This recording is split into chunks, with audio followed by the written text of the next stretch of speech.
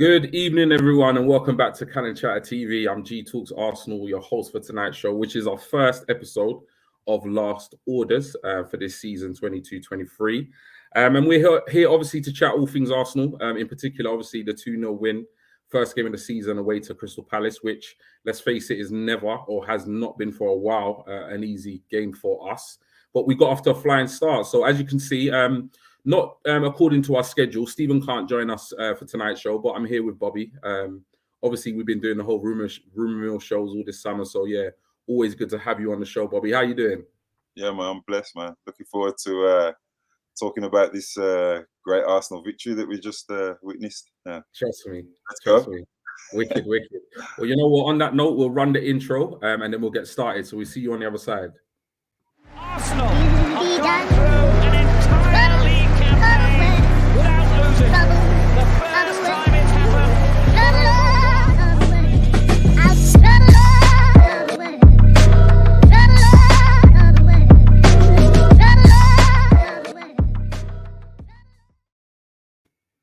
Yes. So like I said, good evening, everyone, and welcome back to Untitled Chapter TV for the first episode of Last Orders for this season 22-23. And you know what? It feels good to actually be on your screen and celebrating a first game win in the Premier League. Like, I don't know how long it's been. I honestly don't. Don't quote me. But for me, it's felt like an age. So yeah, the vibe is good. The energy is good. And I know me and Bobby can't wait to get stuck into this, obviously reviewing this game. And we're going to obviously chat all things Arsenal. We've got some comments flying in already, so it's all good. We've got 8 of you watching. Please do like, obviously, the stream. If for whatever reason you haven't subscribed, please do subscribe to the channel. We've got Daddy Faz here, who tunes in literally every week. And you know what, Daddy Faz, we absolutely appreciate your support, bro. Good evening, guys. Looking forward to tonight. G, have you recovered from Friday? Listen, we'll get into that. We will get into that. And we've got Ty here from the group chat saying, what's up, people? What's up, Ty, man? All good. Hope you're all blessed. But yeah, before we get onto that, obviously, those of you who do look at my tweets, you would have noticed that I didn't actually watch the game. But my Untitled Chapter crew, as well as my timeline, kept me up to date with all things Arsenal. They were sending me WhatsApps, they were sending me tweets, etc., keeping me track of the score. I was actually out on Friday night at a reggae festival, which took place in Margate. And for those of you who don't know, I recently moved for about a year now. I've been living in Ramsgate. And in Ramsgate, it's not really like London in that, like, there is obviously my descent is, my kind of culture, the way I grew up with my dad. He was from Trinidad, from the Caribbean. And there's, by the coast, I love life by the coast, isn't it? But when it comes to culture, things like food and music, it's a little bit more sporadic, should I say, than in London. So when the opportunities come up, I've got to take them. So I couldn't miss this festival. Plus, it was my 12-year wedding anniversary. And so I had to kind of put in the time and the effort. Now, I love Arsenal, but you know what? I love my wife and my kids more. So I had to kind of make that sacrifice. And I wasn't happy about it, but nevertheless, I had a good time. So yeah, to answer your question, Daddy Faz, as you can tell by my tweets, I had a good time. I was a little bit waved. Bobby got a drunken call at the end of the game, but yeah, I'm all good. It took me all of Saturday to recover, but I'm all good. I'm all good, bro. But yeah, thank you for that, Daddy Faz. We've got Ty here also saying happy for the win. We normally make Palace a hard game for us. I've always feared the teams like Palace and Leicester more than Chelsea or Spurs. And we've got our very own Lee here. Evening, guys. We are top of the league. I don't think we're quite top of the league, but we're joint top of the league. We're not top of the league in terms of goal difference, but I get what you're saying. And we've got Ellie here. Big up Ellie. Always here supporting the team. Always doing the retweets. Always needs a reminder, but I'm getting better at sending those reminders. But thank you for tuning in. She says here, evening, guys. Good to see you. It's good to see you too. So we're going to kick off, obviously go right into it and start with the lineup. Now, no real surprises here, to be honest, Bobby. Obviously, this is the lineup that Stephen predicted. Stephen thought that Arteta would go with ahead of this game. This is the exact lineup that obviously battered Chelsea 4-0 in the US tour and also put 6 past Sevilla at the Emirates Cup. So were you happy with the lineup? I know it's a stupid question, but, you know, what was your thoughts when the lineup came out? Yeah, I kind of predicted the same lineup as well myself. Yeah, I'm happy, obviously, seeing almost like 3 new signings because Saliba's now started in there. with Jesus and Zinchenko. Yeah. Yeah, it looks strong, doesn't it now? And when you think about we've still got some weapons, shall we call them, to come back into the team. The whole thing's looking a bit stronger, and if we can get couple more in before the end of the window, it's look even more stronger. So but as we're looking at the moment, yeah, man, I'm happy with the squad, and I was happy with the starting lineup when it was announced. And I'll be honest, I thought I predicted that we'd been 3-0 or 3-1. That was you was confident going into the game. Yeah, I was confident just because of what we've seen. I've not seen Arsenal like this before. You know, I go to the games, and I went to the Seville game, and we absolutely battered them. Like that's a Champions League team, and people took that they didn't really take that result seriously because they said it was a friendly. But Sevilla were only 1 week behind us, and they'd only played one game less. So there's not really much excuses for losing 6-0.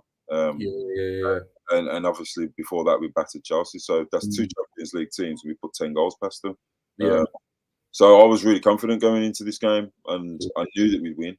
I thought we could have won actually by more because Saka had a chance, Martinelli had a great chance at the beginning of the game, so we could have made it a lot easier. And as I pointed out, we didn't control the game as well as we wanted to, but it's away to Palace on a Friday. It's not going to be tough. So to go there and win 2-0, get a clean sheet, that lineup, absolutely fantastic. No, for real. And you know what it is for me? It's like, because I know we discussed the lineup kind of pre-game, like in our preview show. And the thing is for me is like, I think, if you look at the way we performed in preseason, notably against, Chelsea, notably against Sevilla, like you said, 2 Champions League sides, it's going to be a real struggle for the players, fighting their way back from fitness to get into this lineup, because this team is performing. Do you know what I mean? So as we see, we'll see. Obviously, it's early days. It's the first game of the season. No one's getting carried away. But at the same time, it's hard to not get excited by what we've seen in preseason. And particularly, like you said, what is a tough game. Nobody really in the top 6 wants to start their Premier League campaign away to Palace. No. It's just not a place anyone really fancies to go. Friday night as well. Exactly. At any point in the season, let alone the first game of the season on a Friday night. Selhurst Park was rocking. So yeah, it was impressive. It was. And that kind of leads me on to my next question, because I didn't watch the game live and I really struggled to get extended highlights. I could only get, obviously, the shortened version. And then I started to look for extended highlights, but I got like snippets of the match. But what I noticed from the timeline, from what you said, Stephen said, Lee said, the first 20 minutes or 15 to 20 minutes, from what I've gathered and what I've learned and read and seen, we were impressive. We really started the game kind of in the same fashion as we did, against the likes of Chelsea and Sevilla. What did you make of like the first, obviously, before we actually took the lead, because we'll get onto that, but what did you make of just the way we approached and started the game against what is considered, tough Premier League opposition? Well, as I said in the last question, I half expected it. When you listen to the way Mikel drills them before games and in the first 3 episodes of All or Nothing, he proper gets into them to get at teams early. And that's what we did, and it looks like that's what we're going to do. And I don't even think it was just the first 15, 20. I think it was the whole of the first half. The whole of the first half, we were pretty much relentless. Even though Palace did have some moments, their best chances came in the second half. But in the first half, we just totally controlled the game, and it was unlucky that we should have come in. I thought easily we should have come in 3-0 up. But that's where my confidence has come from in our performances. Is the way that we're playing. I've not seen that for a very long time at Arsenal, and I'm all for it, man. I'm here for it. I know, and it's interesting because obviously I've gone through so many like different emotions when it comes to the media in England, particularly like certain radio stations, certain media outlets. But what I found interesting, a certain Gabby Abonlahor, I did see a snippet of his interview, and he publicly came out because he's not our biggest fan. Let's face it. He's not said very nice things about us in the past. For me, he seems to be a bit hit and miss in terms of what he says about us as a club, as a team. But he did actually say, in terms of the first weekend of the Premier League new season, Arsenal produced the best 45 minutes that he has seen across all of the teams that he saw play, regardless of result. So, that basically sums up, the type of performance that we put in that first 45, because let's face it, the media outlets don't really go out their way to say positive things about us. So me not watching the game, I thought when I heard those quotes and saw those comments, that definitely, reinforced a lot of the stuff that, you had said, Stephen had said, Lee had said about the game and about the performance. So I thought that was quite telling, and obviously quite complimentary from him. We've got some comments here saying Lee said with a pinch of salt. I know you're talking about the top of the league. Gary here. Good evening, Gary, all the way from the States. Hello, G, Bobby, and chat room. And also Gary saying first 30 minutes, good. Ramsdale trying to clear the ball, hit attacker. Luckily, ball bounced clear of the goal. Then Arsenal struggled until getting a second.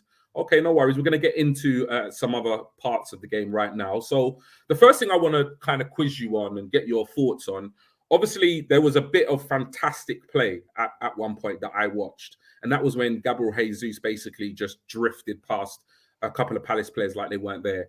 He got into the penalty area and he was very unlucky with the effort. I think it kind of ricocheted off one of the Palace players. And it kind of felt nicely at the feet of Martinelli. And me watching the highlights, I actually, even though I was out, I saw somebody had tweeted the miss. So I watched it. And I must admit, it was a miss. So obviously, Gabby, Martinelli, he missed the sitter, but he did go on to obviously score the first goal of this Premier League campaign for us. So yeah, just give me your thoughts about the miss, about the goal that he eventually did score, and just about his season this season, because he's had a bit of an indifferent Arsenal career. He came to us. We all expected him to go out on loan. He hit the ground running. And apart from that injury, he looked like he had fully established himself. Since the injury, Arteta's come under a lot of criticism in terms of, transitioning back into the team. But from what I can see, he's managed the whole situation perfectly, because now he's back in the side on a gradual process. And really and truly, he's literally, taken that left spot and made it his own. So what did you make of the miss? What did you make of the goal? And what are you expecting from Martinelli this season in terms of stats or performances? Well, for starters, the miss was really bad, but came to him early. He went at it with his wrong foot. There's a lot of reasons why he didn't finish, but we know that the boy can finish. It was just a bad miss, and that can happen. He rectified it by putting us 1-0 ahead, with a header, in the box. So if he's going to score those kind of goals this season, not every goal is going to be beautiful Arsenal goal. So if he's going to score those kind of goals for us, he'll still be an asset. And he was still a thorn in Crystal Palace's side pretty much the whole game. My thoughts on him as a player is since he first come to the club, I've absolutely loved the kid. He's a breath of fresh air. He's a spark. He's actually getting better. He's getting stronger. Well, you got to think he's only 21, 22, and he's playing in the first team for Arsenal. You know what I'm saying? So that shows you his level. The only time I doubted Mikel Arteta throughout this whole tenure was when he was when he's. You remember that season when he was bringing him on the last 5 minutes of games, and pretty much for a half season he didn't really use him. But now, as you just said, I can see why he was doing that. He was holding him back a bit because he was getting niggling injuries, and maybe his body hadn't fully formed yet. And I think we see the same thing with Emil Smith-Rowe now. That's why he doesn't start games very much, and we've seen a lot of injuries with him because I think maybe his body's still forming, because these are young boys playing at the top level. So they're expected their bodies to be going through very high intense stuff on a weekly basis, which maybe sometimes physically their bodies might not be ready for, even though mentally they're ready for it because they're good footballers, just like Saka. So for me, I'm not putting the pressure on him too much. I want him to have like an amazing GA season where he scores between 10 and 18. also as a winger, because he's starting a lot of games and he's getting a lot of minutes now. Yeah. But he is a young boy. He's still figuring out his position, isn't he? Because there's rumours that he's going to be a striker. We've seen him. We've seen clips of Mikel Arteta doing striker training with him, doing finishing drills. So you don't know what the long-term plan is with him. And one thing I did notice in the Seville game and in the Crystal Palace game was that he was playing through the middle a lot, and Jesus was doing all the drifting, going out wide, going out on the left, going in the 10. And Martinelli was always kind of central, so maybe that is kind of like going to be long term. So if he can work on his finishing, I don't see it being a problem him getting a high GA this season. But I think what he does need is he needs another left winger. I think that's what Mikel Arteta is going to do. I think he needs another high level winger that will help elevate him. Watching him how he plays, because Pepe hasn't done that for them, has it? So they haven't really had anyone. Yeah, the one senior winger that we have has not really contributed to elevating our younger players. Yeah, so they've probably had to play a lot more minutes than they should have done. Do you know what I'm saying? So, but I'm a massive fan.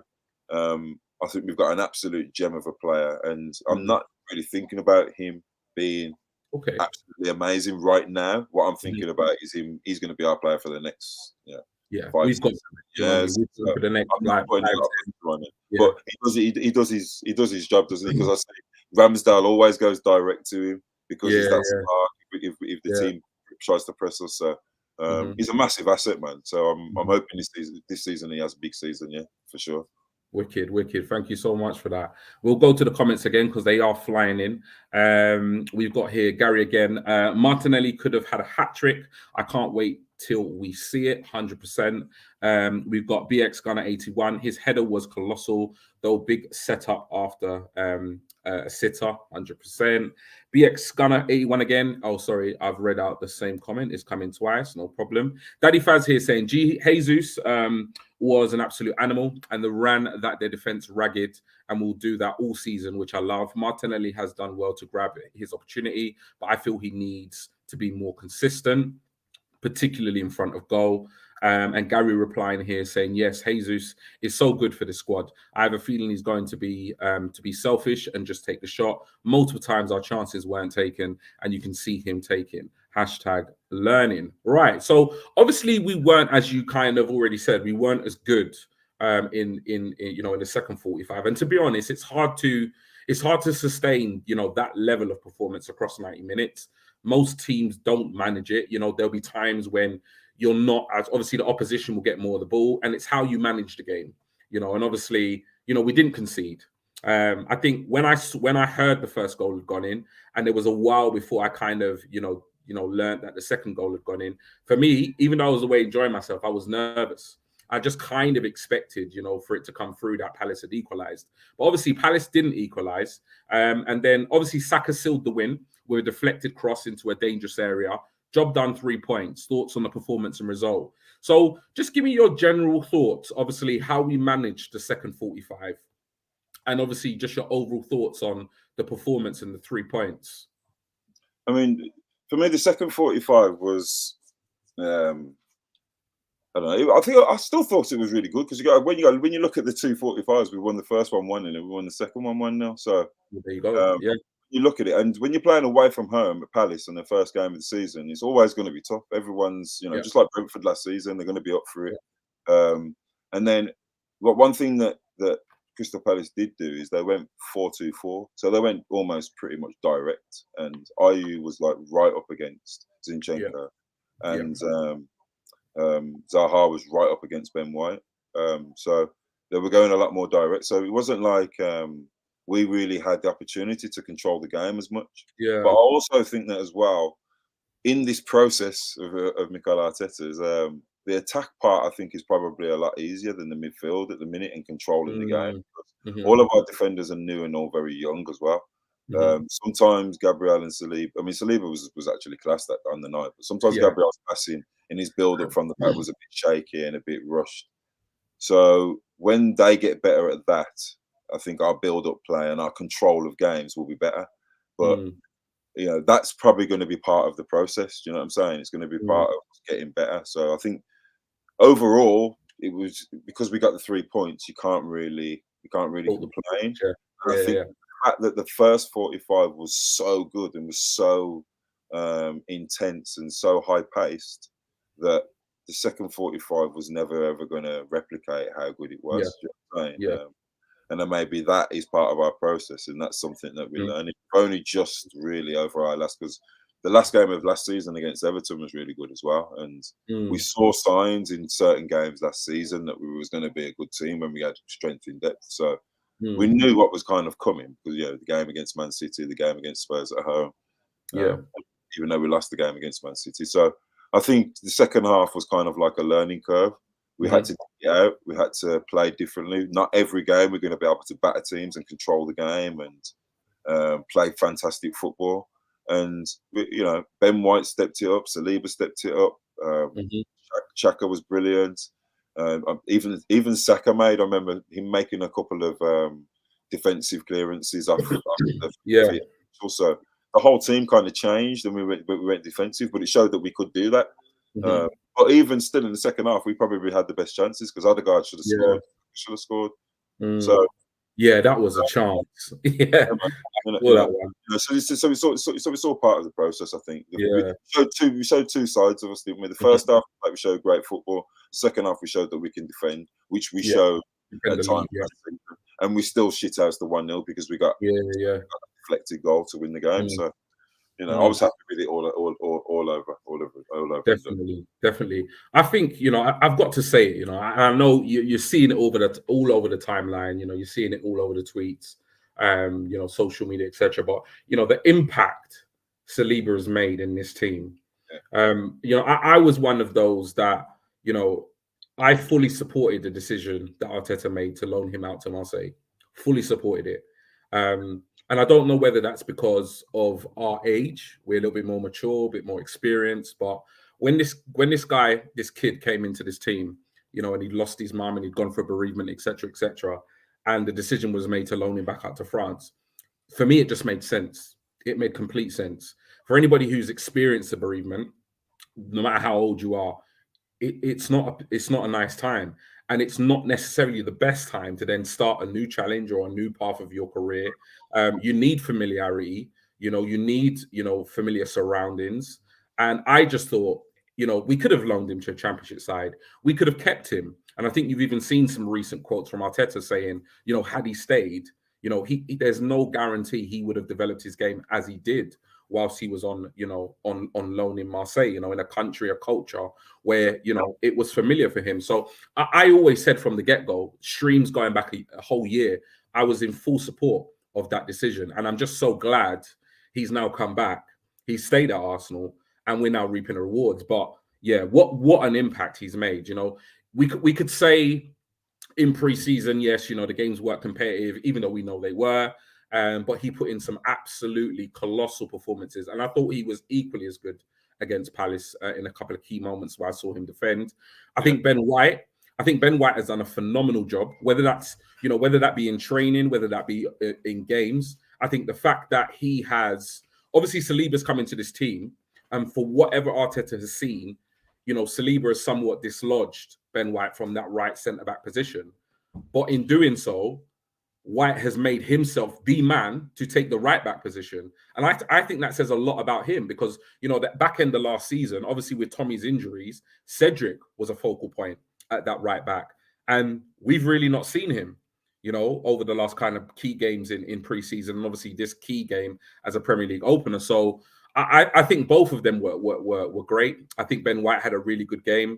I think Saliba had a good game. But I think just the defense in general, even Ramsdale, I'd even go as far as to give him a couple of shout outs. Now, some people might say, well, the chances Palace had, they were right down his throat. But, he put off a really good save against Edouard.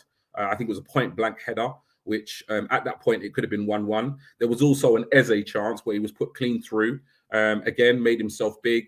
There were chances Palace had. Like, I think on the whole, we had the better chances. We controlled the game. But like in any Premier League game, opposition are going to have their moments. They're going to have their chances. And it's how you defend, how you react, and how obviously your keeper steps up in those key moments. So I think as a defensive unit, we've not mentioned Zinchenko, we've not mentioned Gabriel. But I just think as a defensive unit, from goalkeeper to the whole back four, I think to keep a clean sheet away to Palace, like you said, on a Friday night, opening game nerves, I think was a phenomenal performance, to be honest. So, it's always easy to shout out the strikers and the players that scored the winning goals, but I think defensively we were sound. Yeah, there was a stat that showed that Ben White made more tackles than any other player the whole weekend. The whole weekend, yeah. I mean, he shut Zaha down, and I don't actually think that it's a case of Saliba's took his place. I think Mikel Arteta's just glad that he's got, because I think that I think he could just as easily put Saliba right back as well. He's shifting the pack in it with Tommy's injury. Yeah, I think at the minute, I think it's a case of he's trying to develop Saliba. I think he knows that Ben White can do centre back. He also knows that Ben White can do defensive midfield. And he knows that Ben White can play right back, because you remember he played Ben White right back last season, early in the season as well. So I think it's more about he's trying to. I think you're going to see Saliba play most of the games now at centre back, and I think probably you'll see Ben White play most of the games at right back, and I think he'll ease Tomiyasu in simply because Tomiyasu's not been fit. For a long time. Tomiyasu he can't really rely on him, so I could see probably Cedric coming in and playing in those games. Europa League. Tomiyasu hasn't even been on the bench. At least Kieran Tierney played two of the games in pre-season, and he was on the bench in the Seville game, and he was on the bench. He came on against Crystal Palace, didn't he? So he did, yeah. He's at least we can see that he's actually active. But don't know what's going on with Tomiyasu. But as you've touching on, it's massive that we've got Saliba back, but for me, it's bigger that we got Ben White, because he's a fantastic, versatile football player. He is. Saliba's going to learn a lot off Ben White. So, and I think Ben White gets a lot of pelters, man. I was going to say that it's a shame, because I've seen a lot of negativity on the timeline about Ben White, and I think to be honest, I'm not. To be honest, I'm not. I'm not paying too much attention to it, because at the end of the day, it's Twitter. Do you know what I mean? You're gonna get things like us, and then you're gonna get just absolute trolls. People that, to be honest, probably don't even watch the games. They're probably burner accounts for Spurs fans, and they're just trying to rile up the fan base. So I don't pay too much mind. You know what I mean? If I miss a game and I want to get a perspective on how the team's played, I'll watch the highlights. I'll listen to people like yourself, people like Stephen, who are going to kind of give me a constructive view of the game. So it's a shame that he's had a bit of stick, because I've seen some of that since the game. But at the end of the day, there are fans out there like us that watch the game and obviously have seen, his quality, his versatility, and understand, how good a player he is. We've got Daddy Faz here saying, go on, sorry. And I know Saliba got man of the match, but for me, we had a few outstanding performances. Gabriel Jesus was fantastic. He was. He was our spark. I thought Ben White was equally as good as Saliba, because you actually saw Ben White tell Saliba off a couple of times for. He actually came in and cleared. He cleared for Saliba a couple of times. And I know it's not popular, but Xhaka was absolutely fantastic, because Partey didn't show up. Xhaka was making goal line clearances. He was getting involved in forward play. There was one thing in the first half where he could have played a ball the same way he assisted Jesus against Chelsea. He had exactly the same scenario, but he didn't play the ball quick enough.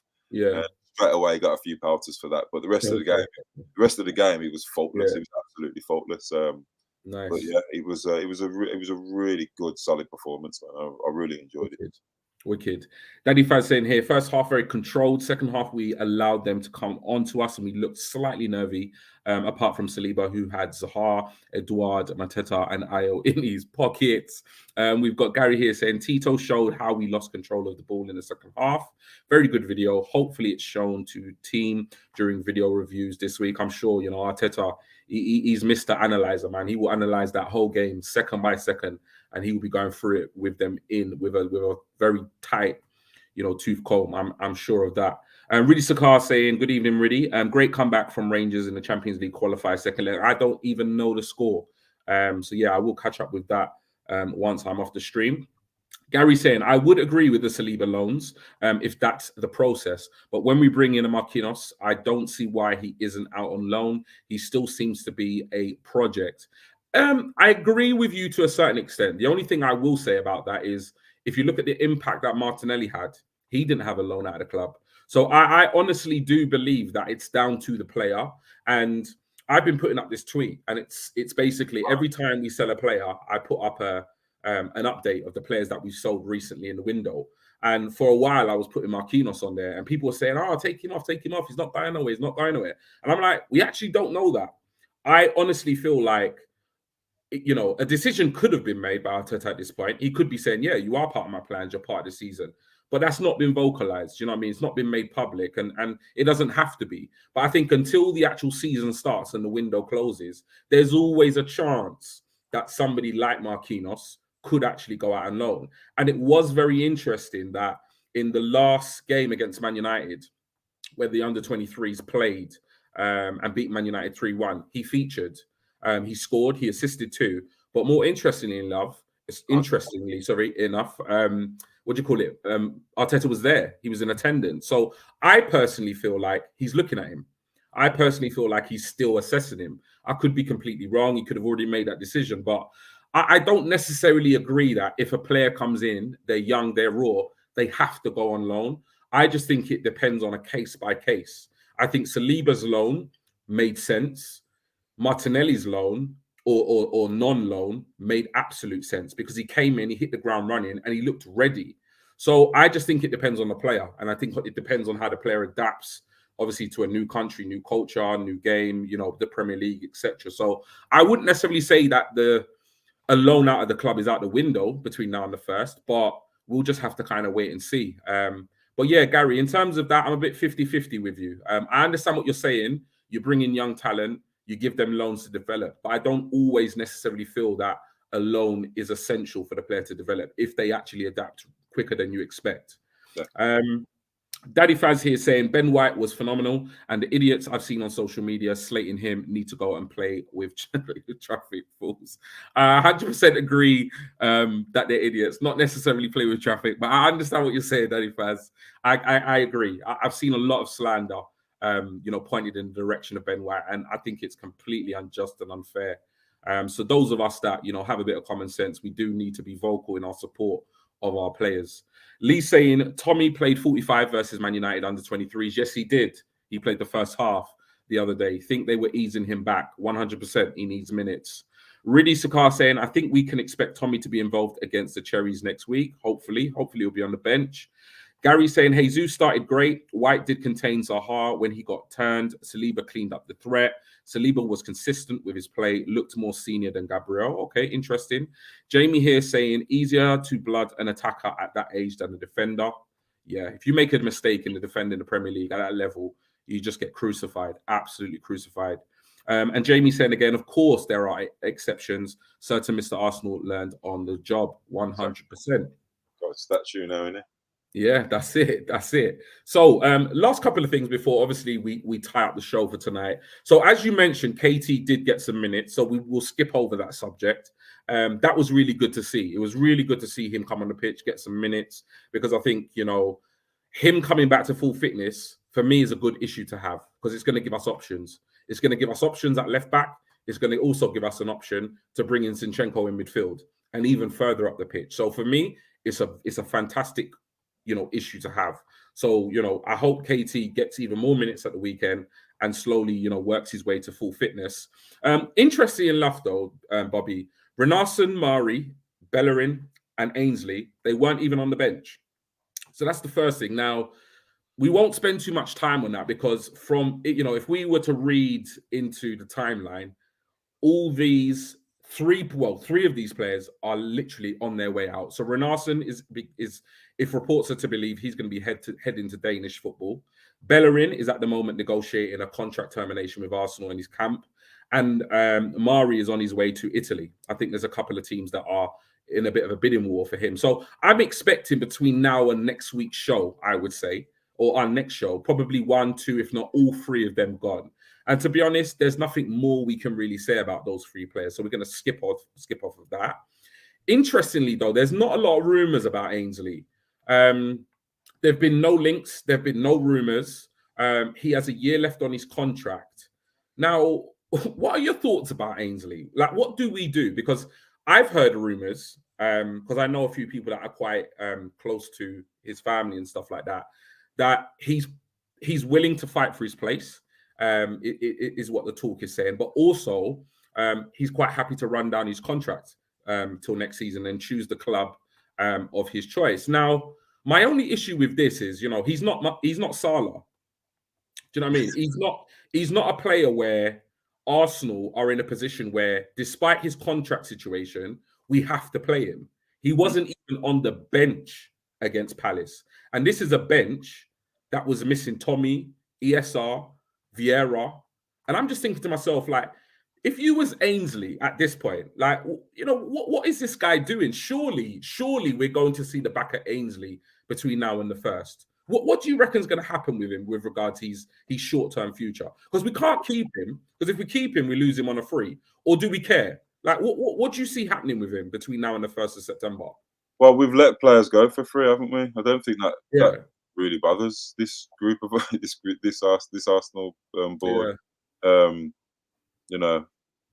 I mean, personally, I like him. I've always liked him. I've said before on previous streams. I think he'd be a great backup for Partey. He'd be a great backup right back, and he could probably force his way to be a starting right back if he was good enough. Because he can defend. He was a decent midfielder as a kid, and if he had the right attitude, I think that he could actually have a decent Arsenal career. Yeah, but I don't know. It just seems to me like Mikel Arteta don't fancy him. No. Well, he's behind El Neni and Lokonga because they featured on the bench. Exactly. And as far as we're aware, there's no fitness issue. So that tells me that right now he's, in terms of midfield options, he's our 5th, 6th, 7th choice in terms of midfield options. So he don't have a future at the club. Yeah, them giving El Neni a deal is basically saying, we don't fancy you. So I would expect him to want to go, but the fact that he's been there so long, but then last season he did want to go to Roma, didn't he? And he was kind of forcing that. So do you reckon he stays? Do you reckon he stays, or does he go? I could see him staying because that's happened with us before, hasn't it? But I think that when Mikel Arteta talks about they've still got a lot to do, I think that's what his priority is, and that's getting rid of players. Because streamlining the squad and not having players hanging around who aren't part of things that don't happen in hybrid squads. You know what I'm saying? Every player has use. That seems to be the focus right now. If you look at how we made all those quick signings, and at the moment the focus seems to be getting rid of players. That moves us on to, obviously, so there is the new 5 sub rule in the Premier League. Nelson and Pepe featured on the bench. Now, don't get me wrong, I don't necessarily feel like they would have featured on the bench had Vieira and ESR been fit. But interestingly, it just dawned on me a couple of days after. We got a 5 sub rule. Both of them were on the bench and they didn't get any minutes. Do you think that's quite telling in terms of where? Do you think it's a case of Arteta's putting them on the bench in a case of having to, or do you actually see Nelson and Pepe potentially playing a part in our season? Well, I did say that when I saw Nelson, I think it was the Nuremberg game. It was all right. And maybe the Chelsea game as well. He came on. I think he came on in the Chelsea game as well. Yeah, he scored against Nuremberg. I'm not too sure about the Chelsea game. I can't remember him playing. I think he came on in that game, or was it the Seville game? I can't remember. Anyway. He came on twice anyway, and he's actually, because I've never been a fan of his, never. Even when he was a kid coming through, all the noises happening about him. I just think that. I think that he's going to be that kind of player that will end up hanging around. But he could end up having an Arsenal career if he's changed his attitude, pretty much like Ainsley Maitland-Niles. But it doesn't seem to me like Mikel Arteta is going to be willing to wait for another kid to potentially get. We've got kids that are doing the business already. Do you know what I mean?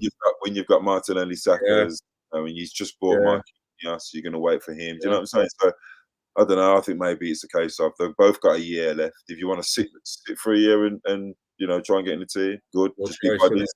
Be good. We'll do it. But if we can get rid of them, even I think their main wish would be to want to get rid of them. But you can only do what you can do.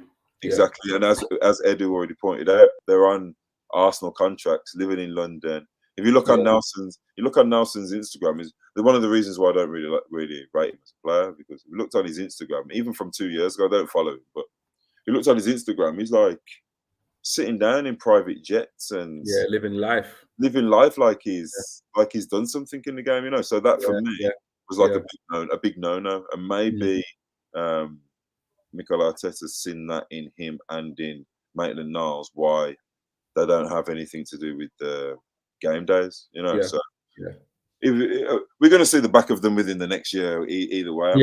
Either way. Look how he got rid of bigger players, the likes of Aubameyang and Lacazette and stuff. It's like bye bye. Yeah, no, 100%. I'm saying they're not messing around, are they? So No, 100%. We've got Gary here replying to Jamie. I get that, Jamie. I just feel Arsenal could do with some additional attackers in the 23-plus age group. And you know what? I know Jamie's coming back here saying 23-plus, but not a Willian. 100% not a Willian. But I think if you know what I mean, if you look at the timeline and you look at what the journals are saying, Arsenal want to dip back in the market. And what is clear is that we are after a potential midfielder and a potential wide player. We are getting linked with a different wide player every single day. So, I'm not necessarily saying all the links are true, but there definitely is no smoke without fire. And I think the reason why we can believe that is makes sense as well, doesn't it? Yeah, we at the end of the day, Edu would not have spoken to Deco about Rafinha's availability and his wishes had we not been interested in a winger. Do you know what I mean? So he went to Barcelona. Deco said to Edu, "Look, there's no point. He's going to Barca. He wants Barca." So we never put in the bid. But the fact that we were interested in Rafinha, I think, tells us that we are looking for a wide player. And I honestly believe that none of the journals have an absolute clue who that wide player is. That's why you're hearing the Pino links. That's why you're hearing Gakpo. That's why you're hearing, Ismail Sarr now. Is people are linking us with Zaha again. People literally don't know. Fabrizio himself has come out and said mystery winger. So I just think, I think from what Edu disclosed about Rafinha, I think we definitely want to get a wide player. Whether or not we do this window, we will only be able to see how the next couple of weeks go. There's no guarantee it's going to happen, but we're definitely interested in one. And you can just read between the lines to kind of gather that. And I do think the winger we do bring in, I don't think is going to be a Marquinhos Nelson age player. I think we're going to be looking at, personally, a player like 23, 25 plus. But who knows? We just have to kind of wait and see, Exactly. Daddy Faz saying, I think 4 out of 6 will leave. Pepe will be staying, in my opinion. It's out of Ainsley, Nelson for the exit door. Gary saying, fight for my space or my place. I'd rather sit and collect my salary than challenge myself elsewhere. Haven't seen it work yet. Yeah, it's really not a good way to be looking at your career, really, for the likes of Ainsley and Nelson. If I were them, and I'm not a footballer and I'm not on their salary, so I can only kind of say, in hindsight, what I would do if I was them. But for me, playing would be more important than collecting a salary for the next year. But that's just how I think I would look at it.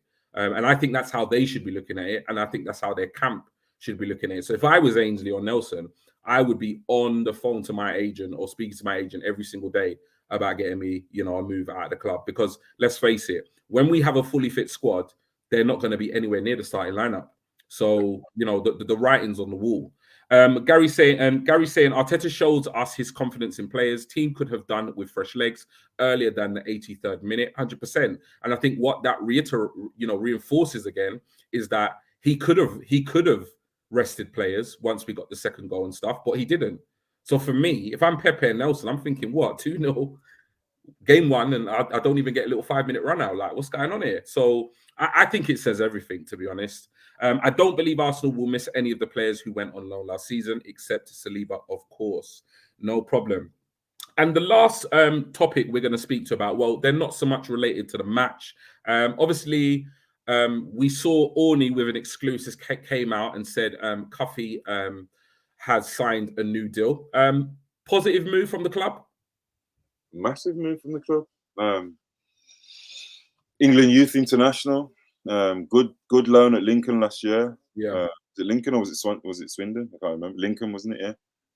Yeah, it was. Yeah, Lincoln. Yeah. Yeah, good young player. A bit raw. When I was watching him in England under 19s, I think it was. He did look a bit rash. I remember Ellie was the one who actually pointed it out to me that. Yeah, she did. She watched the game. Yeah. He was watching the game. She was like, he looked a bit rash. And when I watched it, I was like, yeah, he did look a bit rash. But he was at the end of his first professional season, so he could have been a bit tired. Who knows? But he still ended up winning the thing. So yeah. But yeah, the fact he signs a good sign, man. He's good young. It's good to have these good young attacking right backs coming up through the club. And even if he doesn't make it, he'll still be an asset. Yep. Another reason why maybe Ainsley Maitland-Niles isn't really favoured, because we've also got Rule Walters, who's actually because he's not actually a centre back. Walters is actually a right back who can also play left back. So yeah. Because I saw him on the US tour and he played left back, centre back, and right back. Yeah. During a couple of the games, and I've seen a lot of Arsenal fans saying they see a right back as a priority. I don't personally. I see us. We've got Cedric, we've got Tommy, you've got White who can play there, Saliba who can play there, and we've got two really good prospects coming up that can play there. So it's not a priority. It really isn't in terms of in terms of positions in our squad. That's why I said to you, I thought that we might go for a left-sided centre back, because I don't see. If Murray goes, I think he's going to want two players that can play in Gabriel's position, because he's good. He wants someone with the left foot, unless, of course, he wants to put Kieran Tierney there, because he has played Kieran Tierney left-sided centre back. Kieran Tierney can play centre back because he's done that for Scotland. And you know what Arteta's like. You mix it up. He mixes it up. Pep puts Carl Walker centre back. Yeah. So. He might feel that good footballers can play there, you know what I'm saying? Because he does. I know he does rate the fact that someone's got a left foot on the left side. So I can see him doing. That's probably why we're being linked to them as well. So definitely. The last thing on that, I would say, in terms of me, I don't believe we will move for a defender. I think we've got enough cover when our team is, at the moment we've got cover and we don't even have a fully fit squad. So I don't think it's a priority. In an ideal world, I would want Mari moved on, which is going to happen over the next couple of days. And I would definitely bring in a left centre back, because, like you said, I think it fits into in the model that Arteta is trying to build, which is a hybrid squad with two players for every position. So I think if we are going to bring in a defensive player, it will be a left centre back. I can't envision on any planet Arteta signing a right back when you look at Cedric, Tommy, White, Saliba, Cuffy, Walters. Come on, there's just no need, for a right back. So I think those of you that are looking for a right back, I just think you're flogging a dead donkey. It's not going to happen. It really isn't. And look at the ages of them all. Tommy Asu's 23. Exactly. Ben White's 24. Saliba's 21. Yeah. Coffey's 19 and Walters is 18. 18. Yeah, so it's like you've got your centre back options for the next almost 20 years. You got your right centre back and right back options for the next 10 years. Sorted. That's what I'm saying. So if they all develop the way that we want them to, we're gonna have to sell it for you. Do you know exactly. what I mean? Yeah, exactly. You know what I'm saying? Yeah. But if you look at that, actually, at the minute we've got you got two for every position, haven't you? Because Tommy Astu could actually play. This is it. He showed last season that he can play centre back as well, and he can look. He plays there a lot internationally as well.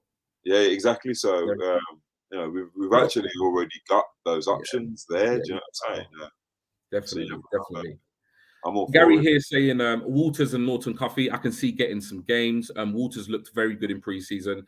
Cuffy, I believe they are looking to loan him out. I don't think he's secured a loan move, but I believe they're looking to loan him out. And Walters recently got an injury. I think I saw a picture on Twitter of him with a kind of protective, thingy on his foot. So I don't think he's actually fit at the moment. But yeah, I think, you know, if they're in and around the squad, I can definitely see them getting some game time at some point in the season. And also here, Gary saying Fabio Vieira was in full training today. Yes, he was.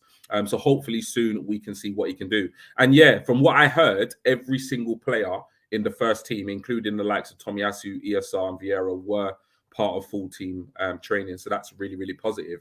And the last thing that we're not going to spend any time at all, because we're going to wrap this show up in 50 minutes. Torreira has left the club. Are you going to miss him, Bobby? Not at all. Not at all. Sorry, I didn't rate him. I didn't rate him as a defensive midfielder. I didn't rate him as a midfielder. I've said it to you before. When they drink that South American mate with a little straw, they ain't going to fit in at Arsenal. It's just the players just don't fit with Arsenal in London. I don't know. Just you got to have something else about you. You know, there's only really a couple of them players that are settled in England. You know, so he was too little. He did some good things for Arsenal over at Kick in Spurs. He did some good things. He gave us some memories. He gave us some memories in one of our worst eras ever. You know what I'm saying? Yeah. So good riddance. See you later, mate. I mean, just imagine he's that bad that the Arsenal fans, are celebrating El Neni. Bro, listen, I've not, and like I said, I'm not saying it's all down to him. I'm not saying it's all down to. I think it's just a situation. But for me, oops, my flag's gone. For me, I'll just leave it. For me, in terms of players leaving this club, it was one of the signings in terms of exits that I really, really looked forward to. It was dragging on and it was dragging on and it was dragging on. And as soon as I saw that image of him in a Galatasaray shirt, I just thought, thank God he's gone and we don't have to talk about it anymore. The last time we're going to talk about Torreira on this show. So yeah, it's all good. Goodbye, man. Goodbye. Thanks for the memories, but yeah, enjoy your life in Turkey. I might even see you in October when I'm over there. Well, no, I won't. Man. But yeah, 100%. But yeah, that kind of wraps up the show. Obviously, we will be back on Friday, I believe. Bobby won't be with us because he's got obviously, family commitments and stuff like that. But myself, Stephen, and Lee will be back on Friday night, and we'll be previewing the game against Leicester at the weekend. And then obviously we'll be back next week so we'll be back on Friday for looking ahead of Leicester, and then we'll be back next Monday or Tuesday of next week with obviously last orders, looking back at the Leicester game. Other than that, there is nothing much else to say. Any last words, Bobby, before we leave? No, none really. I mean, I've got a season ticket this year, so I keep on getting that in there, but it's the first time I've had one, so I'm just every single week I'm just excited, looking forward to games. So I'm just looking forward to Leicester this Saturday. I hope we have a really positive performance. Obviously, you guys will review it on Friday, so I'll be sending you my predictions, and I hope you all have a blessed week, man. You know what I mean? Yeah, man, definitely. And yeah, those of you who have tuned in, thank you so much for your support. Please do like the stream if you haven't already. For whatever reason, if you don't subscribe to the channel, please do subscribe to the channel. We are on at the moment 573 subscribers. We really want to hit the 100 mark sooner rather than later. So please, if you know any gooners out there that would like our content, that would enjoy our shows, or you just want to get them to subscribe, please do encourage them to subscribe. But we do appreciate your support. And those of you that tune into our shows week in, week out, listen, we absolutely appreciate all the support you show us. We're only a small channel, but we're doing this because we love it.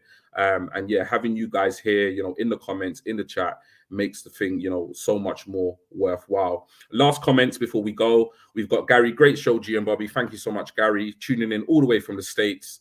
Have a good night, gentlemen, and chat room. Daddy Faz saying, see you guys on Friday. Take care. See you there too, Daddy Faz. And last one, take care, everyone in the chat. And on that note, until next time, keep chatting, people.